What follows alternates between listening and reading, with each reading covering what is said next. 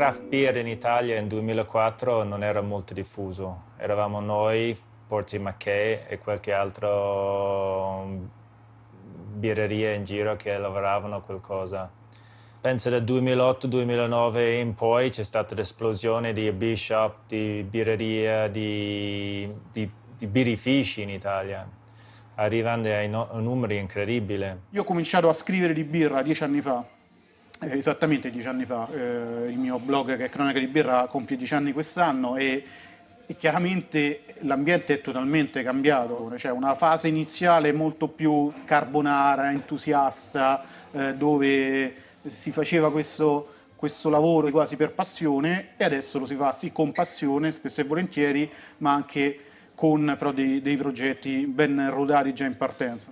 Beh, era il 2012, 2011? Diciamo che c'è stata un po' una rivoluzione totale, nel senso che comunque forse in questi 7 anni si è assistito un po' alla vera nascita, alla vera identità su quello che è stato il mondo della birra artigianale. Le problematiche che avevamo allora, che riuscire a trovare una propria identità, riuscire a trovare un proprio sfogo, riuscire a trovare un proprio posizionamento anche all'interno del mondo, cioè nel senso come birra artigianale italiana che fosse diversa rispetto al resto, diciamo in 7 anni c'è stata indubbiamente una rivoluzione, sia dal punto di vista di produzione che poi dal punto di vista anche di dimensionamento del movimento, di importanza, di crescita, insomma, quindi effettivamente la bomba è esplosa, insomma. È un momento aggregativo di amanti, appassionati, birrofili, gente comunque della cultura popolare alla fine, perché comunque riesce a unire trasversalmente dai bambini ai più anzianotti, ed è una cosa meravigliosa, anche perché quando pensiamo che un veicolo come la birra artigianale è un veicolo tra l'altro.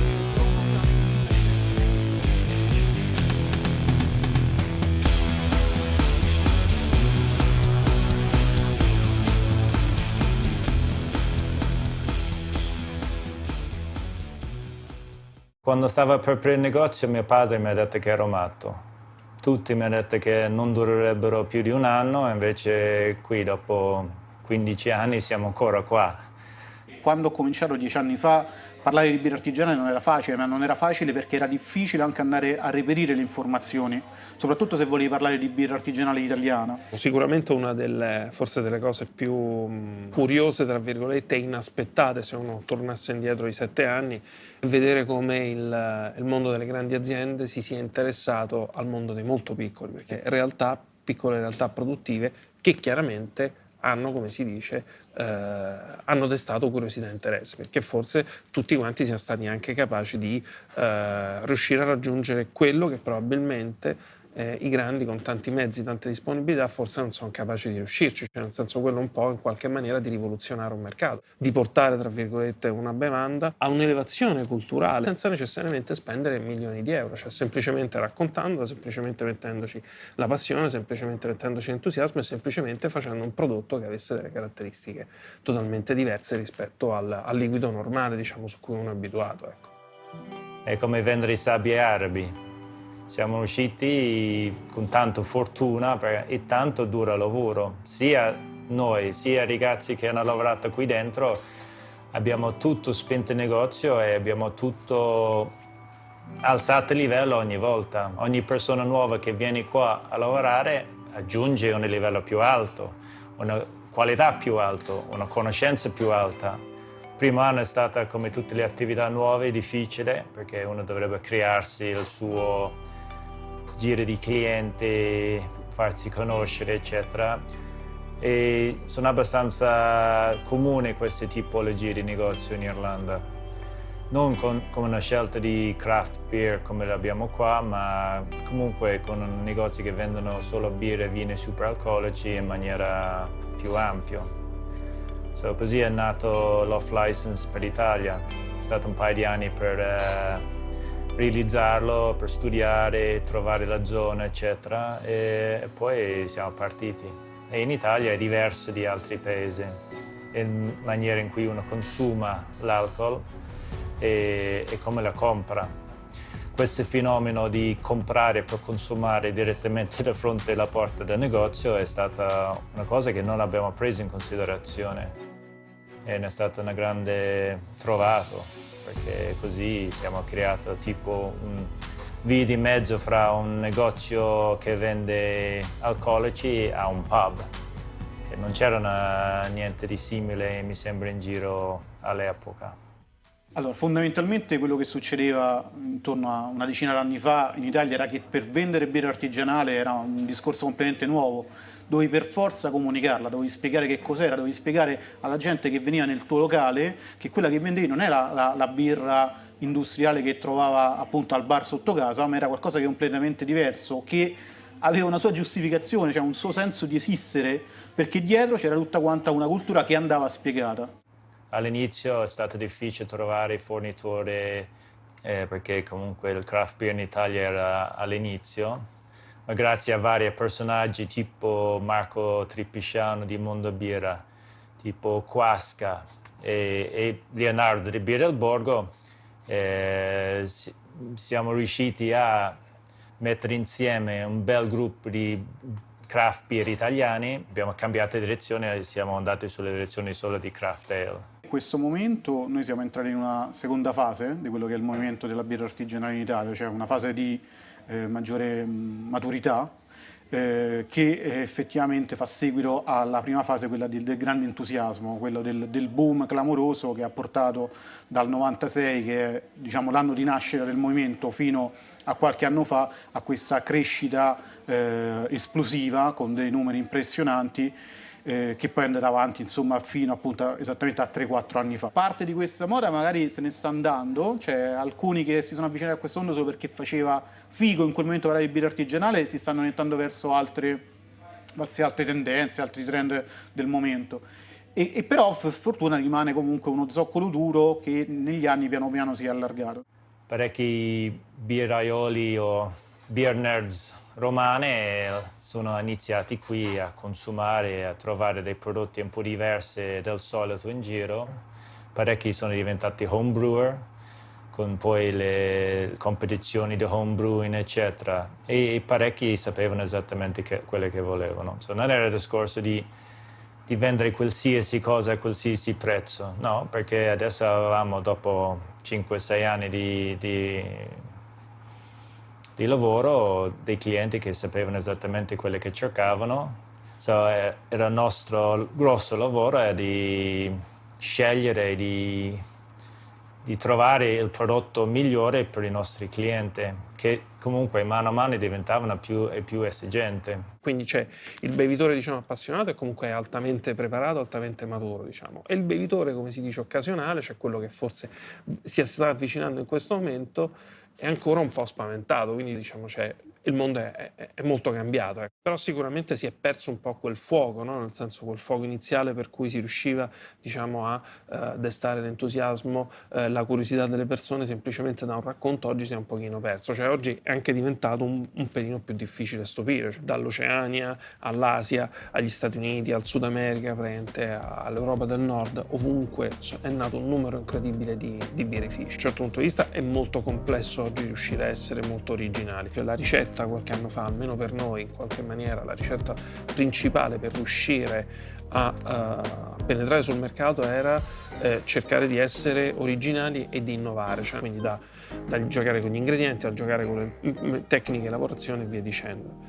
Altri birrai hanno fatto questo, giocando tantissimo su quelle che erano tecniche di lavorazione, ingredienti, filosofia dietro. Oggi però in realtà il numero è talmente tanto elevato sia in Italia che nel mondo che comunque riuscire a innovare tantissimo è diventato forse più complicato, cioè nel senso, io mi ricordo quando noi facemmo la birra con le ostriche sembra chissà che stessimo facendo, cioè una rivoluzione praticamente folle, totale, praticamente oggi in realtà sarebbe, come si dice, la cosa più banale della terra. Io penso che la cultura delle birre, stiamo arrivando a un punto adesso dove i birrifici veramente stanno arrivando all'apice delle loro capienze e stanno cominciando di giocare con prodotti nuovi, tipi sour, barrel aged e tutte queste cose.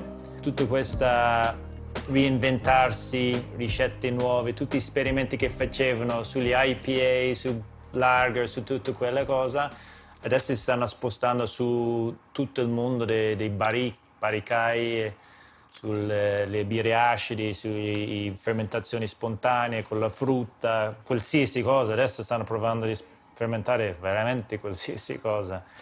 È vero che c'è anche in Italia, comunque c'è la storia del vino e di usare i barricai bene, eccetera, che comunque c'è una certa esperienza qui e trovo che i birrifici artigianali italiani riescono a comunque tirare fuori dei prodotti di qualità, anche se il prezzo è sempre molto elevato.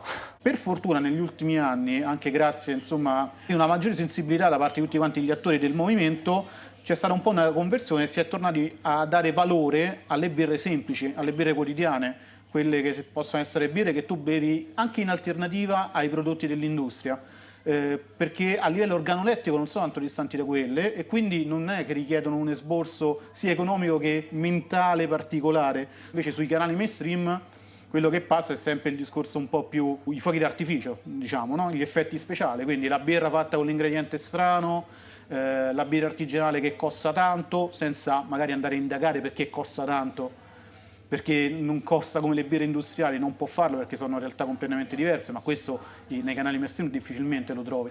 Insomma, la birra artigianale ormai è conosciuta come per essere la birra strana e bisogna in questo momento di maturità del movimento, di seconda fase del movimento, riuscire anche a trasmettere il messaggio che la birra artigianale è anche la birra alternativa alla birra quella industriale, alla birra di tutti i giorni.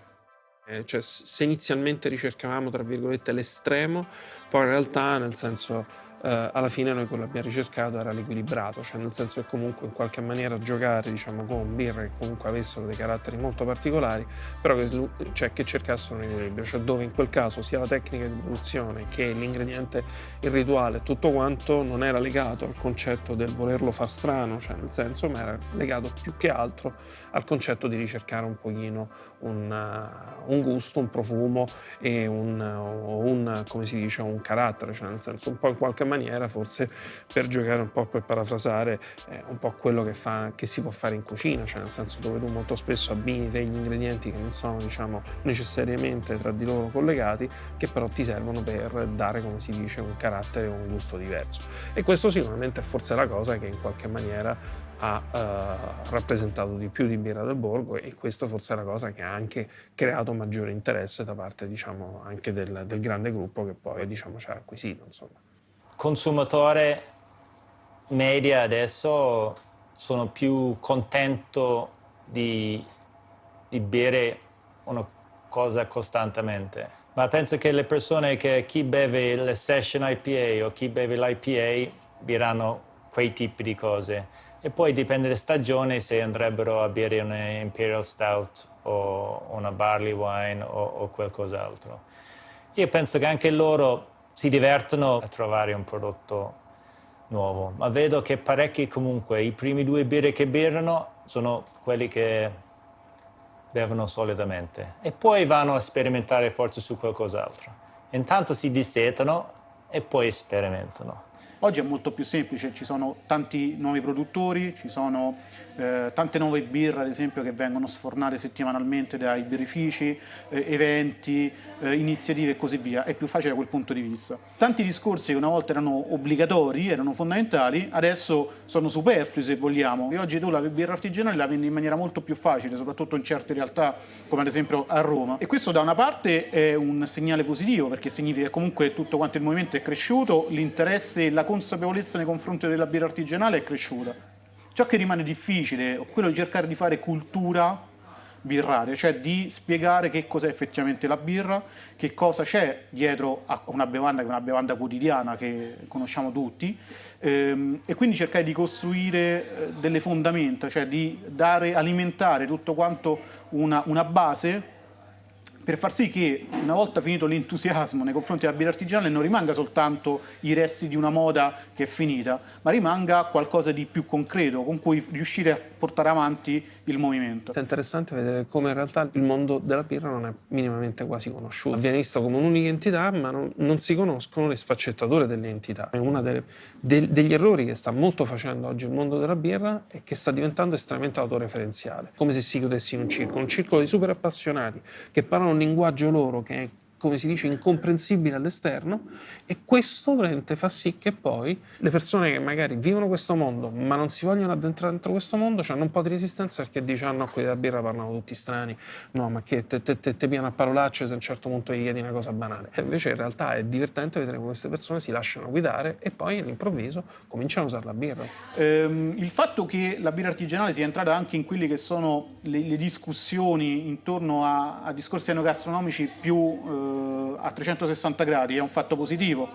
Però il discorso è sempre quello: che cosa effettivamente arriva a quei canali lì, ai canali quelli generalisti? Che la birra è un prodotto eccentrico e costoso, la birra artigianale, o è qualcosa di effettivamente importante che può incunearsi nella quotidianità dei consumi degli italiani?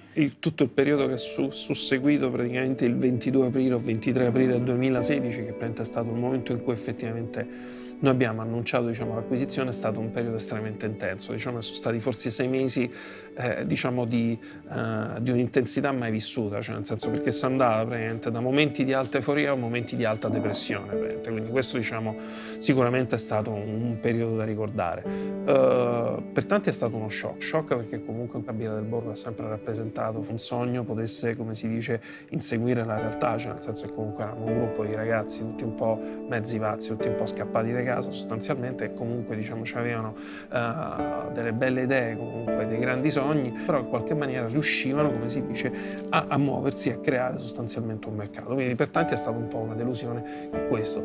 Comprendo che è un passaggio che possa destare preoccupazioni, perché chiaramente, nel senso, chi si trova, come si dice, in un dimensionamento di mezzo ha molta paura che questo possa essere un passaggio, diciamo, che porti, tra virgolette, ad una riduzione di quello che è il mercato e il mondo. E poi ovviamente c'è stata tanta strumentalizzazione, cioè nel senso, la strumentalizzazione è avvenuta da parte di altri produttori, gestori di locali o piuttosto situazioni dove sostanzialmente hanno sfruttato la notizia per dare, come si dice, per enfatizzare la negatività dell'aspetto, la componente negativa proprio della notizia stessa. Eravamo già considerati, tra virgolette, nel mondo, diciamo, i grandi, quelli un po' commerciali, quelli un po' piegati, non i più puri, no? Nel senso, cioè, non eravamo magari come il birrificio più piccolino, nudo e crudo, diciamo, e via.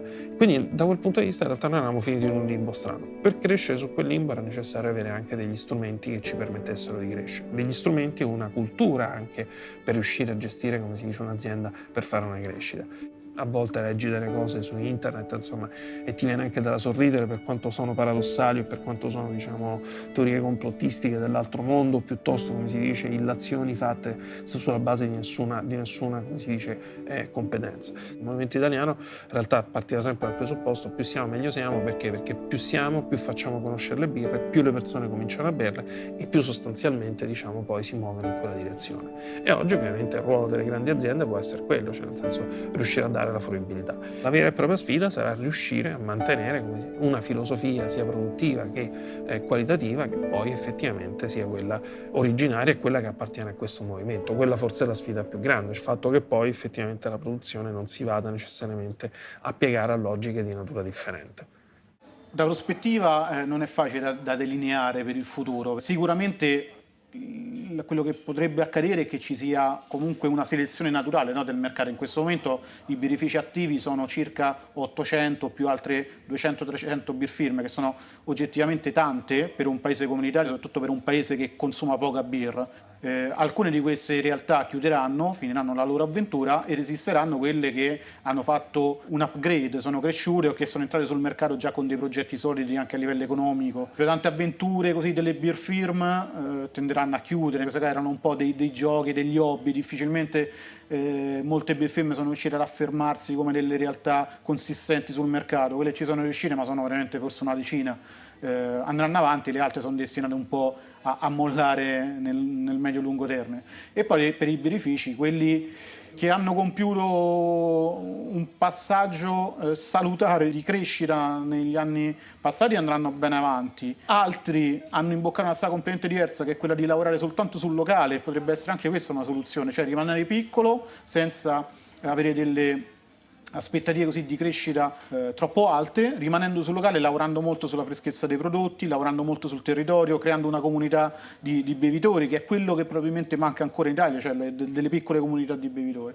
Ed è un mercato quindi che probabilmente tenderà a ridurre un po' i suoi attori e a concentrare nelle mani di meno birrifici ma più grandi tutto quanto il suo movimento. Il punto interrogativo nasce molto dal capire quale possa essere effettivamente l'evoluzione di questo mondo, cioè nel senso che comunque in 7 anni forse di birra artigianale in Italia rappresentano magari un 35 anni in altri settori, per come si è evoluta, per come è diventato da un prodotto pionieristico a qualcosa di molto consistente. Sono convinto del fatto che sicuramente saranno tantissimi produttori che apriranno, che ci sarà probabilmente forse un ridimensionamento degli attori sul mercato, perché comunque penso sia da un lato fisiologico e da un lato anche sia figlio forse del fatto che comunque l'estremo, diciamo, autoreferenzialismo porta anche ad un fenomeno di chiusura, come dicevo prima. E il mio sogno personale in realtà sarebbe quello di far, tra virgolette, l'equilibrista, la birra più, come si dice, venduta dentro Birra del Borgo, cioè quindi sostanzialmente una birra non birra, un qualcosa che sia totalmente diverso e che in qualche maniera possa, come si dice, rappresentare uno spartiacque. Cioè, questo ovviamente è il mio sogno personale, nel senso, però diciamo poi se lo raggiungeremo, nel senso non lo so, insomma, ecco, forse no, sicuramente no, però. La mia idea, il futuro per quanto riguarda il mio ruolo in questo mondo, il mio piccolissimo ruolo in questo mondo, è quello di continuare a parlare di birra, a fare un po' da reporter di quello che succede effettivamente in Italia e nel mondo intorno a questo ambiente, che è un ambiente spesso caotico, isterico anche, che segue molto rapidamente le mode, però è anche molto bello, cioè mi ha sempre permesso di conoscere persone molto diverse tra loro, è un mondo estremamente trasversale, molto interessante, che non è nient'altro che l'espressione di questa bevanda, che effettivamente è la bevanda considerata giustamente più socializzante in assoluto. Io penso che le cose che mi ha regalato questo negozio, più di qualsiasi cosa, è tanta amicizia con tanta gente. Ho incontrato delle persone pazzesche, diverse, e ogni giorno incontri persone nuove, fantastiche, belle. E questo negozio è un posto dove uno comunque entra, fai 2 chiacchiere con le persone e crea comunque un rapporto. E questa è una cosa pazzesca. Qui il flusso la sera, quando c'hai 30-40 persone fuori che bevono e cominciano a diventare allegro e cominciano le barzellette e cominciano a fare questo e quest'altro, io mi diverto tanto. Per me è un lavoro molto divertente.